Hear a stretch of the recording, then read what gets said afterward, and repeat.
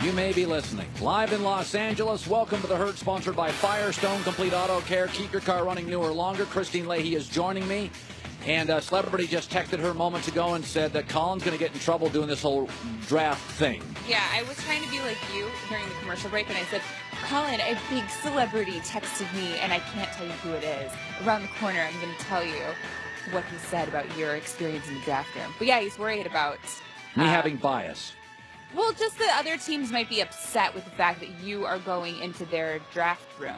Anybody in the NFL, I'll be in the LA Chargers draft room tonight. Tom Telesco, their GM, smart young guy, been around the league, a terrific guy, invited me into the draft room. He knows I'm a recruiting nerd, college football, NFL diehard.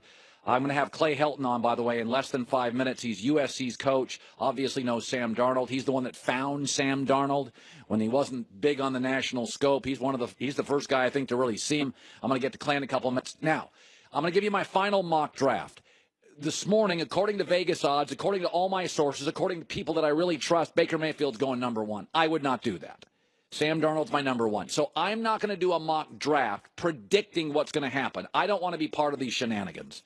I'm going to tell you who I would draft, and then over the next 10 years, I'm going to pull this draft out, and you can rip me, you can criticize me, you can mock my mock draft. But I'm not going to predict what these goofy teams are doing, because what I hear this morning is a quarterback who I don't even think is a top 10 quarterback is going number one over Sam Darnold, who's the best college quarterback I've seen since Andrew Luck.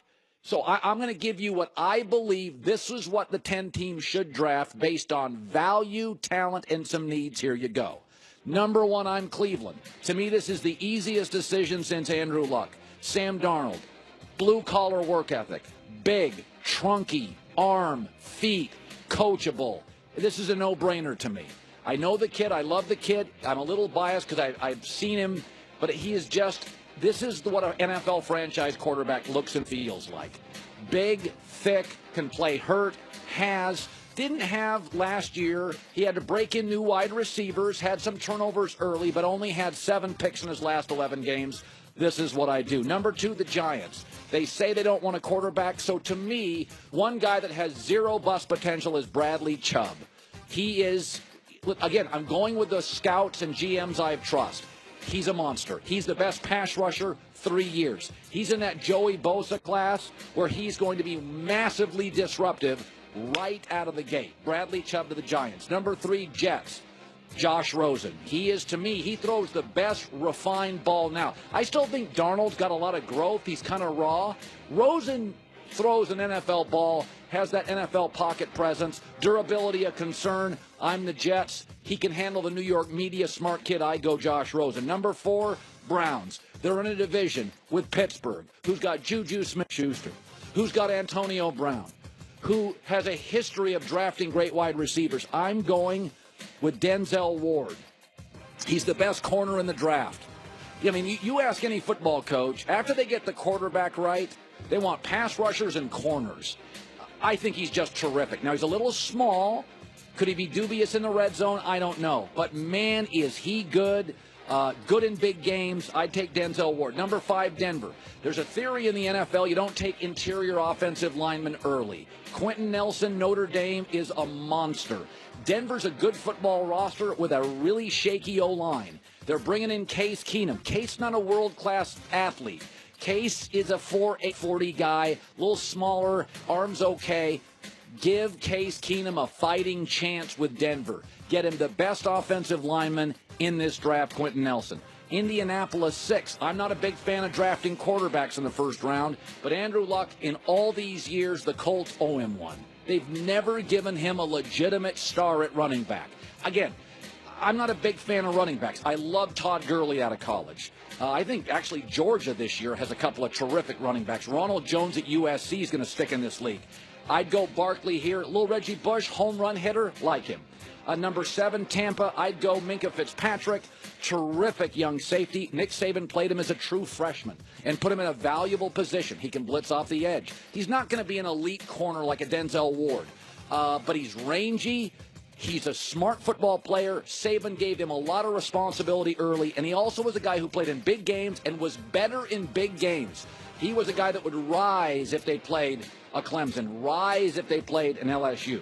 Number 8 Bears, they got issues on that defensive side. Derwin James, safety, Florida State. Again, I've watched him. There's actually some safeties in this draft that a lot of people like, and I think if you're looking at the Bears right now, they got the quarterback solved, they got the running back solved. They got a couple of guys on the defensive line I like. Let's go and get a great corner. Now this is where it gets dicey. 9 and 10, Bay Area teams. Niners are at 9.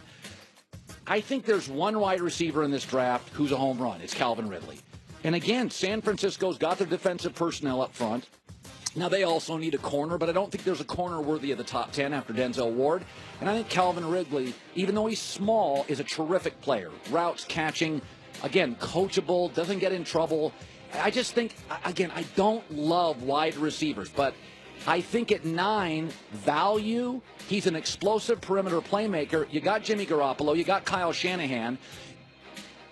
I think this is the spot you go get him. I wouldn't move up for him, but it's the spot I'd take him. And 10, Raiders, there's a linebacker out of Georgia. Every time I watch Georgia, he made a ton of tackles.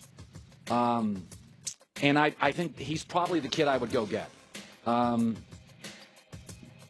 Smith, you can watch the video. We're showing it to you right now. He was just a playmaker on the defensive side. And I think Oakland's got a ton of issues. They need corners. They need safeties. I just think of all the players available, he's the guy that's going to be in on more plays. He's going to be in on more tackles. And also, he's a Georgia kid, so he played in big games against Auburn, big games against Alabama, big games against Florida, LSU. This kid's been in big games in the SEC under the bright lights, and he's all over the field. And I think Oakland's got so many needs. Let's start with this kid, a playmaker, linebacker. With that, I go to Clay Helton, who's probably listening to this mock draft going, God, Coward never stops talking. Via the Coward Global Satellite Network. Okay, these mock drafts are ridiculous, but everybody else does them, Clay, so I'm going to do a stupid one, too.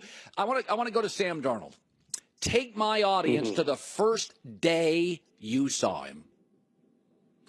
Oh, gosh. His junior year, he did not get to play very much in his junior season because of an injury. Coming into that junior spring, you're going through, we had a young man that was already committed to us and was doing our homework, making sure that we weren't missing on anybody. And all of a sudden go down to San Clemente High School and see this beautiful thing and saw Sam and just said, whoa, this guy is truly, truly special. Had the opportunity to get him to our summer camp where I thought Coach Sarkisian made a great decision to go ahead and take 2 quarterbacks after seeing what Sam could do. We knew his talent and then watched it. The one year that he truly got to play was his senior year. Never forget going to the first ball game and having that evaluation and being able to watch that game in the first half, and he goes 13 of 13 for 5 touchdown passes while I'm sitting there and I'm going, yeah, this is the guy. You knew you had something special. Now, Clay, what about he's a little loose with a football. Now, interceptions, Clay, he was breaking in new receivers early. That doesn't bother me. But he fumbles the ball. He tries to make plays. Can you coach him out of that, Clay? Yeah, definitely. One of the things that he does, as you've seen, Colin, is his creativity in the pocket. He learns how to survive in a very hostile world with different arm angles, getting the ball out quick, not having to step into his throw all the time. His feet don't have to be perfectly balanced to deliver an accurate ball. But one of the things that does get him a little bit is having the offhand, and that is correctable, and that's something he's worked extremely hard this offseason with Jordan Palmer, has taken that out of play. He did break in a new young set of wide and everybody asked me that question about, the turnovers. Well, all I can see, I don't see any difference between his Rose Bowl year and what he did last year for us. He lost to Juju Smith-Schuster, a Darius Rogers, not only his first-team wideouts, but his second-team wideouts also. And while those young wideouts were breaking in, he just kept on playing, and all of a sudden he wins more games than he did the Rose Bowl year, and he leads us to the first Pac-12 championship since 2008. And that's what great quarterbacks do. They elevate their team. He elevated us. Okay, but I'm going to be devil's advocate. He only got 1 year in high school. He only started, 25 games for you, Clay. Boy, oh boy, this kid doesn't have a lot of starts. I mean, Deshaun Watson had a bunch of starts, and Matt Ryan had a bunch of starts, and Drew Brees. Clay, I mean, he didn't have many. He hadn't played quarterback very long. Well, I tell you what, when you're the quarterback at USC and you go 20-4 in that spotlight in that second largest media market, and be able to shine like he does, he asked me, he said, "Coach, am I ready for this?" And there was no question. I mean, he can lead an NFL organization. He's led the USC Trojans for the past 2 years, and there's no question in his mind, in my mind, that this guy can go out and help an organization get better immediately. Okay, I got to ask you about Josh Rosen because you prepared to play him. And by the way, when Darnold and Rosen played this year, Josh looked pretty darn good. Well, Yes. what a lot of people are saying, you know, they're taking shots at him and condescending, whatever. You didn't coach him, but you coached against him. When you look at Rosen, what is the wow thing to you on tape? That he was even better in person than he was on tape, Clay, and you look at a lot of tape. Yeah, definitely. I've known Josh since the 7th grade. He played with my son and Pop Warner. I've watched the kid grow up, have competed against him. He is an elite deep ball thrower. His accuracy on the deep ball, I got to witness it firsthand this year, throwing it to Lasley. He has, when you play man-to-man coverage on him and he finds that one-on-one situation, not only is he going to get it out and get it to the receiver, but it is dead accurate. Just a very, very unique talent. Going to be special in the NFL, and glad for him. Good kid. By the way, the Browns are going to pass on Darnold reportedly. What would you say to the Browns? If the Browns called you and there was one last thing, and if John Dorsey says, "Clay, this is John Dorsey in Cleveland. We're going to take Baker," what would you say?